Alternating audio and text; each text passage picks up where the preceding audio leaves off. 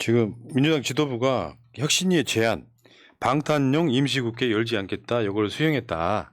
이 부분은 좀 이야기가 좀 더 필요한 게 아닌가 싶은 게, 저는 대충 이게 예를 들면 민주당이 당론으로 검찰이 구속영장을 치면 당론으로 체포동의안에 반대하지 않겠다. 뭐 이런 거잖아요. 근데 저는 이거 나름대로 무난히 잘 넘어갔다고 생각해요. 저거를 민주당 지도부가 틀어버리면 저 혁신인지 자체가 거짓말이면서 첫 이미지도 혁신이가 안 될 거라는 느낌이 있을 거고, 그러니까 결국 그렇게 나왔잖아요. 구속영장 청구 시 임시국회 열지 않고 비회기 기간 확보해서 심사받도록 할 것이다. 회의 중 체포안이 올 경우에 부결을 당론으로 정하지 않을 것이다. 지금도 저렇게 하고 있는 거잖아, 사실. 그럼요. 당론이 아닙니다. 불체포 특권 포기에 대해서는 총의를 모아갈 것이다. 결국에는 뭐 이렇게 이거 있잖아요. 혁신이가 친명이라는 이미지를 더 씌워놨어 지금. 그런 측면이 있기 때문에 저거는 혁신이가 첫 의제를 저걸로 던지는 게 좀 말이 되느냐는 비판이 좀 있거든요. 사실 우리가 혁신위에 원했던 거는 민주당 내의 혁신이잖아요. 그런데 불체포 특권 포기 뭐 이런 것 같은 경우는 외부에서 바라는 혁신 아닙니까? 민주당이 계속해서 이거를 포기해줬으면 좋겠다. 이재명을 어떻게든 체포해야겠다. 구속해야겠다. 이런 지금 공격용에 우리가 거기에 지금 발맞춰서 제안을 낸 게 아닌가 해서 조금은 아쉬움이 남긴 합니다. 저는 아쉬움, 그러니까 불체포 특권 관련된 내용을 국회에서 다룰 필요는 있습니다. 근데 이것을 민주당 내에서 그것도 총선을 앞두고 이런 상황에서 윤석열 정권 한동훈 장관이 이런 상황에서 우리가 이것을 논의하는 것이 맞느냐라는 것은 제가 드릴 말씀이 많지만 우선은 여기까지 좀 하고요. 우선은 혁신이가 대의원제라든지 당원들이 진짜 바라는 거 있었잖아요. 대의원제라든지 아니면은 국회의원 총선 출마했을 때 국회의원들을 당원들이 어떻게 선택할 수 있게끔, 그러니까 기존에는 국회의원들이 당선이 아주 잘 되게끔 그렇게 되어 있는 그 시스템을 좀 당원들이 원하는 사람들이 좀 되게끔 하자라는 점들, 그리고 국회의원 그 동일 지역구에서 삼선 초과 같은 거 금지 같은 부분 있잖아요. 저 같은 경우도 그렇습니다. 한번 생각을 해봤어요. 제가 만약에 조금만 열심히 잘해요. 그럼 삼선하고 재선하고 삼선 요령이 생기지 않겠습니까? 그럼 4선과 5선은 그렇게 어렵지 않을 거라는 생각이 들어요. 아직 안 해봐서 모르겠지만 좀 그런 요령이 생각이 드는데, 만약에 좀 생각해 보십시오. 만약에 내가 아무리 열심히 해도 지금 기초단체장, 광역단체장처럼 내가 3선밖에 하지 못해. 얼마나 더 열심히 하겠습니까? 내가 3선까지 하고 다시 한번 선택받아야 하는 기로에 서 있어요. 그러면 3선은 얼마나 열심히 하겠습니까? 그래서 좀 국회의원들에게 국민한테 다시 선택받을 수 있는 어떤 그 불안감이 그만큼 그 사람들한테는 일할 수 있는, 더 열심히 치열하게 일하게 하는 동력이 될 수가 있습니다. 그래서 이런 시스템을 좀 먼저 건드려 줬으면 어땠을까라는 그런 아쉬움이 아주 크게 있기는 합니다. 그래서 이제 뭐 아젠다가 여러 가지가 나오겠죠. 전 지금 기다리고 있는 건 이제 대의원제 폐지하자 뭐 이런 정도 나왔으면 좋겠고요. 네. 저런 거는 사실상 민주당이 하고 있는 거예요, 사실상. 네. 그리고 지금 이재명 대표 체포동의안도 당론으로 했습니까? 당론으로 안 했잖아요. 네. 자율투표했잖아요. 그러면 사실 크게 달라질 게 없어서, 다만 국민들이 여론을 모아가는 과정에서 저는 이제 안타까운 게 이런 거거든요. 혁신이가 민주당을 잘 혁신해 줄 거라고 생각하는 그 지지층들의 어떤 힘을 모아서 지지층들이 원하는 방향으로 먼저 가면 좋을 텐데, 한 번 이런 게 있어요. 첫인상이 마지막 인상이란 말이 있잖아요. 첫인상이 그렇게 보이면 혁신이가 혁신을 해도 혁신으로 안 보일 가능성이 높기 때문에, 그래서 고도의 정무감각이 필요한 거죠. 최소한 민주당은 혁신했다라고 하는 이미지를 주려고 생각하면 이 부분에서 좀 아쉽다 이런 생각이 좀 들었고요. 왜냐하면 다 아는 이야기지만 뭐 말이 되는 걸로 기소를 하고 수사를 하는 게 아니잖아요. 그래서 제가 이성만 윤관석 의원 체포 동의안도 무조건 부결시켜라고 이야기했던 이유가 그거예요. 어찌 됐건 얘들의 정치 보복성이 좀 심하다고 생각되면 국회에서는 그걸 다 부결시켜야 되는데, 민주당 내부에서 그런 얘기를 하는 거죠. 방탄국회 국민들이 안 좋게 본다. 솔직히 지금 이성만 의원, 윤관석 의원 그 부결됐을 때 민주당한테 영향을 끼칩니까? 전혀 영향을 안 끼쳐요. 그럼요. 윤석열의 부정평가가 60% 되는 상황에서는 네. 윤석열이 저거 정치 보복이네. 뻔하지 뭐. 야당 의원들 그냥 치는 거 아니야. 이 인식이 일반화된 상태에서 민주당이 만약에 불체포권, 그 특권이라고 부르는 요거를 내려놓는 상황이 되면 오히려 민주당 아사리판 될 가능성이 되게 높은 거예요. 봐라. 누가 봐도 억울하지만 민주당 내에서 이거 보니까 대충 봐도 딱 사이즈가 저거 정치 보복이구만 하고 있는 사람이 있을 거고, 하나는 민주당이 뭐 검찰 수사가 들어오면 범죄를 비호한다는 뉘앙스를 치고 싸운단 말이에요. 일관되게 방향성은 저거 정치 보복이구만이라는 방향성으로 가야 되는 상황에서 체포동의안을 내려놓는 게 혁신이가 할 수 있는 첫 번째 의제였을까? 그게 되게 아쉽다는 거죠, 지금. 맞습니다. 언론 보도에도 나온 바가 있고 저희 내부에서도 이런 얘기 많이 돌았는데 무엇이냐. 서른 의원을 검찰이 치는 것을 보고 타겟이 이재명 개 의원들이 아니고 민주당이구나. 이런 얘기는 이미 민주당에서도 많이 나오고 언론 보도 나온 바가 있습니다. 이런 분위기에서 혁신위에서 의제를 가장 먼저 이걸로 했다는 것은 왜 그랬을까를 고민을 하면은 우리 언론 보도가 기울어진 운동장이라는 얘기 많이 하지 않습니까? 그런데 혁신위가 첫 번째 의제로 선정한 것은 보수 언론에서 비판하는 시각 관점에서 아마 보잖아요. 그러니까 민주당 지지가 아니고 그런 시각에서 보면은 의제 설정은 잘한 겁니다. 근데 앞으로 그래도 혁신이 앞날을 응원하면서 기대 한번 네. 해야 되죠. 그래도. 그러니까 기대 반 우려 반인데 혁신이 막 출범했을 때 제가 그랬잖아요. 욕 많이 먹을 거예요. 왜냐하면 우리가 원하는 쪽으로만 가지는 않을 테니까. 자, 그렇고요. 검사 독재 정권화에서 지금 조민 씨 기소한다는 소리 받아요. 조민 씨를 기소할 거다. 아예 가족을 도용내자는 거죠, 지금. 이런 보도가 나오는 거는 사실 검찰이 간보기 하는 것 같습니다. 일단 띄워놓고 여론이 어떻게 되나 보고 반발이 심하면은 이 내용이 조금 사그라들 것 같고, 그렇지 않으면은 또 선택을 할 것 같고요. 그럴 것 같지는 않아요. 윤석열이 저번에 저 프랑스 파리 갔을 때 천안함 티셔츠 모자 쓴 거랑 비슷한 맥락인데 쟤네들은요, 자기들이 승리했다고 생각하는 기억에 대해서 자꾸 사람들한테 다시 기억하게 만드는 효과가 있어요.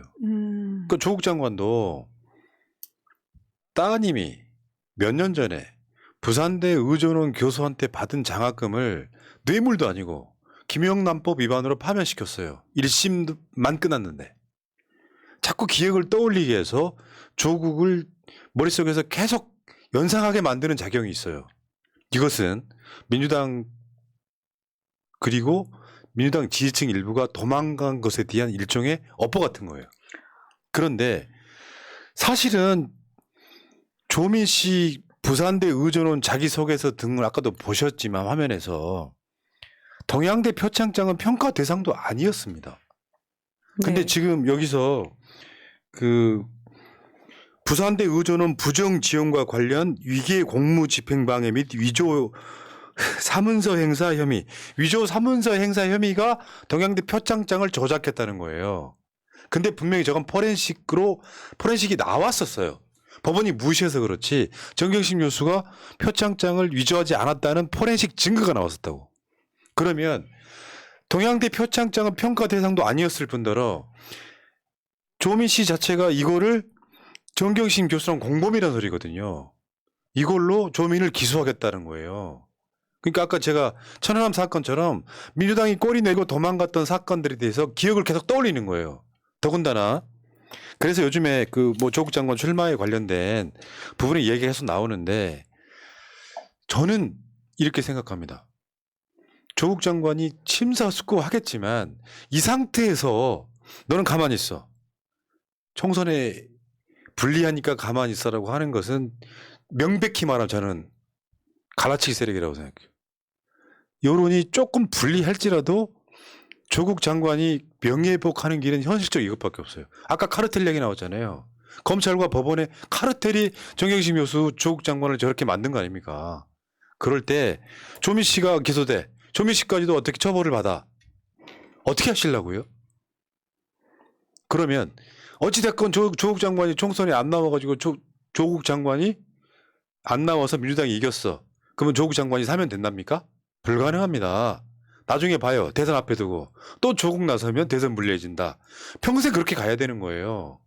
저는 중도에서 한 10% 정도 뒤지고 있다고 할지라도 조국 장관과 같이 가야 되는 이유가 조민 씨 기소하겠다. 총선 출마 막으려고 저런다는 이야기가 파다하지 않습니까 지금. 저도 푸나님의 의견에 정말 아예 다 동의를 하고요. 민주당 내에서 조국 장관에 대해서 설마 이번에 출마할 것이냐, 그런 분이 아니다라는 식으로 조국 장관을 추켜 세우는 척하면서 총선 불출마를 본인이 나서서 얘기하시는 분들이 많이 좀 몇몇 있으세요. 그런 분들은 굳이 그렇게 얘기할 필요 없다. 그런 분들이 저는 더욱더 의심스럽다라고 생각이 들고요. 이 공소시효 말씀을 안 드릴 수가 없는 게, 공소시효요. 조민 씨 관련돼서 공소시효가 원래 끝나는 게 맞습니다. 그런데 지금 정지되어 있는 상태예요. 왜? 정경심 교수님 어머니가 재판이 이렇게 진행이 되면서 공범이라고 하면서 공소시효가 정지돼서 계속 늘어나거든요. 이 모든 것들이 그럼 다음 대선, 윤석열 대통령이 탄핵이 된다 하더라도 그 다음의 대선까지 이것이 국민의힘이 건들지 않을까요? 계속 나옵니다. 어차피 계속 그쪽에서 끌고 다니는 거면 질질 끌려가느니 우리가 아예 확 나가는 게 훨씬 더 낫다. 한번 넘어가야 돼요. 그럼요. 이거 진짜로 이건 우리가 이거 밟고 넘어가든 뿌리를 뽑든 하고 넘어가야 됩니다. 이거 질질 끌려가면은요, 계속 끌려갑니다. 그럼 다음 대선 저희 또 끌려가고 이 프레임, 이 사람들이 짜놓은 프레임에서 우리 벗어나지 못합니다. 그러니까 조은경심 조국 유죄가 맞냐.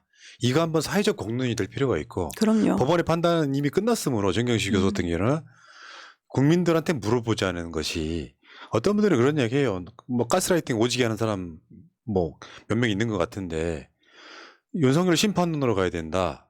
거기에 포함되어 있는 거예요. 윤석열이 말하는 카르텔 속에 가장 악질적인 카르텔을 깨고 나가야죠. 어떻게 선거를. 그러니까 그렇게 조심조심하다 보니까 180석이 생겼더라도 제대로 개혁 못하고 검찰한테 수사권 하나 못 뱉고 또 질질 끌려와서 총선 코앞에 두고 있는 거거든요. 그러니까 프레이밍 하기 나름이다 이렇게 말씀드리는 건데, 저는 조국 장관 출마라고 권하는 게 아니에요. 지금 시작도 안 했는데 조국 출마하지 말라고 말하는 사람들이 주로 하는 이야기가 윤석열 심판론으로 가야 되는데, 윤석열 심판 속에 포함된 내용이에요. 무능한 거, 뭐 국방, 뭐 조공 얘기요. 그 모든 걸 포함시키는데 사실은 조국 장관이 피해자죠. 그 피해자인 사람을 놓고 선거에 불리하니까 나오지 말라고 하는 사람들이 폭력이라고 이야기를 드린 거고요. 네. 윤석열 심판론인데 뭐? 근데 여러 가지 이야기 나올 거 아니에요. 윤석열이 좋아한다는 그 법적 카르텔이 사람 이렇게 망가뜨릴 수도 있다. 네. 그 예를 들면 조국 장관 자체가 선거에 나온다고 하면 우리 열심히 거들 것이고, 본인이 심사숙고해서 안 나오고 다른 길 가겠다라고 하면 또 거기에 존중할 것이고, 이렇게 하면 되지. 누가 가스라이팅 한지 모르겠는데 뭐 윤석열 심판론으로 간다는 말은 그럴듯해. 그러니까 입으로 정치하면 안 되는 거야 그게. 네. 진짜로요. 조국 수호든 뭐 누구 집회든 간에 집회 좀 나와보면 그런 말 안 나와요. 절절히 끓는 그 민심 모르는 상태에서 어디 YTN이나 보고 자빠져갖고 조국 뭐 선거 나오면 민주당이 진다 같은 소리를, 그러면 촛불 집회 왜 나갑니까? 무슨 말이냐면요. 안 되는 걸 되게 했던 게 민주주의 역사인데, 지금 당장 중도층 여론조사 1000명한테 해봤더니 중도층은 조국 장관 출마하는 걸 한 10% 정도 반대하더라. 우리 선거 불리해. 그런 분들은 촛불 안 나가본 사람들인 거예요. 민주주의라는 게 나가서 현실로 촛불도 들고 싸워도 보고 하면서 우리 유리한 조건을 이끌어내는 거지. 박근혜 타는 거 어떻게 시켰는데. 처음부터 100만씩 모였습니까? 아니잖아요. 여론이 불리해지니까 중도층까지 쏟아 나온 거지. 보수층 쏟아 나와서 박근혜 탄핵시켰습니까? 근데 그게 없는 거야. 그런 마인드가. 윤석열 심판 선거라고 이야기하면서 조국은 그냥 버려도, 조국이 얼마나 억울한 일을 당했는지 여러분들 모르시는 거예요. 디테일을 몰라. 민주당 조국 장관 출마하지 말라고 하는 사람들, 민주당 국회의원 중에 네. 디테일 몰라요. 어떤 식으로 유죄를 당하고 어떤 식으로 드리고를 당했는지, 조민까지 어떻게 됐는지 모른다고요.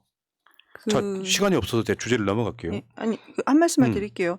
그러니까 그 시작점이 뭐였냐면은 조민 씨가 지금 현재 아예 고졸인 상태처럼 되어 있는 거잖아요. 아직은 뭐 결정난 건 아니지만 근데 현재 이렇게 조국 장관이 완전히 피해자가 된 건 시작이 뭐였냐면 윤석열 대통령이 그때 당시에 검찰총장일 때 당시에 권력형 비리다. 이거 사모펀드 위험하다. 권력형 비리라고 시작해서 이 지경이 된 겁니다. 그러니까 윤석열 심판에 분명히 이것도 들어가야 됩니다. 이걸 빼놓고는 우리가 윤석열 심판할 수는 없다라고 요즘에 말씀드리겠습니다. 잘 꺼냈어 카르텔이란 말. 진짜 그쵸. 악질적인 이거말로 카르텔은 진짜 악질 깨야죠. 이거 못 카르텔이죠. 깨면 개서 똑같이 당한다. 자 맞습니다. 이번에 검찰이 박영수를 구속영장 청구했다 그러죠. 참 빠르기도 한데 여기도 저는 흑막이 있다고 생각을 하는 사람이에요. 박영수가 검찰 가기 전에 양재식, 박영수의 완전 최측근 양재식이를 먼저 2번이나 불러서 조사를 해요. 결국에는 박영수가 대장동 업자들 편지 봐줬다는 거 아니에요. 우리은행 이사회 의장을 할 때. 네. 그러면서 그 돈을 요구했다는 거죠. 양재식이 통해 가지고 한 200억 정도 주면 내가 이거 뒤봐줄게. 그러니까 우리가 이제 흔히 속칭 쓰는 말로 뽀찌를 엄청 좋아하는 사람이에요. 내가 뭐 돈 봐주면 거기에다가 이제 뭐 일종의 내가 로비해준 대가. 요런 게 진짜 그런 거거든. 저게 지금 박근혜 탄핵 저 특별 검사 할 때 저 배치가 저런 거예요. 여러분들 기억하시겠지만 맨날 오른쪽에 있는 사람이 그 특검 대변인이었죠. 기억들 하시겠지만 이름은 까먹었지만. 그다음에 박영수가 있고 그 옆에 양재식과 윤석열이 있는데 양재식과 윤석열은 완전히 아삼육이에요. 둘이 굉장히 친해. 박영수하고 양재식은 뭐 뗄래야 뗄 수 없는 완벽한 관계에 가깝고 그래서 윤석열한테 박영수는 검찰의 아버지라고 할 정도로 서로 뭐 뗄래야 뗄 수 없는 관계예요. 근데 대장동 사건 윤석열하고 박영수하고 등장하지 않습니까? 완전 불가분의 관계잖아요. 대장동 사태는 법조 비리야. 아까 말한 법조 카르텔이 연결돼 있어. 맞습니다. 이거 윤석열 게이트라고 말하는 사람도 있습니다.